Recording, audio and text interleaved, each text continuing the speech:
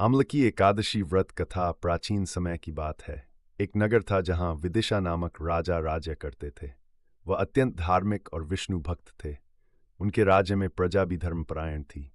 उनके राज्य में हर कोई सत्य और न्याय का पालन करता था और वहां कोई भी दुखी या दरिद्र नहीं था। राजा स्वयं भी आमलकी आंवला एकादशी का व्रत रखते थे और अपनी प्रजा को भी इस व्रत का पालन करने के लिए प्रेरित करते थे।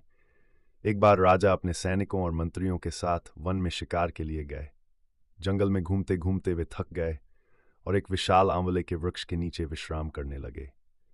संयोगवश यह दिन आमलकी एकादशी का था। राजा ने अपने सभी सैनिकों के साथ इस वृक्ष की पूजा की और भगवान विष्णु की आराधना की।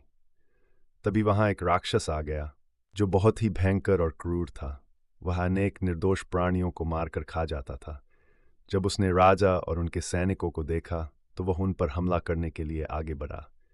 राजा और उनके सैनिकों ने अपनी पूरी शक्ति से उसका सामना किया, लेकिन वे उसे हरा नहीं पाए। अचानक आंवले के वृक्ष से एक दिव्य शक्ति प्रकट हुई। यह शक्ति भगवान विष्णु के से उत्पन्न हुई थी। उस दिव्य पुरुष ने उस भयंकर राक्षस का संहार कर दिया। राजा और उनके सैनिक इस चमत्कार को देखकर स्तब्ध रह गए।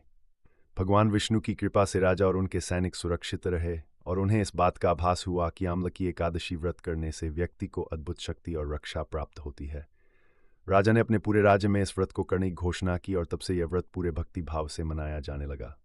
आमलकी एकादशी का फल, इस व्रत को करने से व्यक्ति को पापों से मुक्ति मिलती है, भगवान विष्णु की कृपा प्राप्ति होती है, जीवन में सुख, समृद्धि और सफलता आती है, स्वास्थ्य में होता है, जिससे शरीर रोग मुक्त रहता है।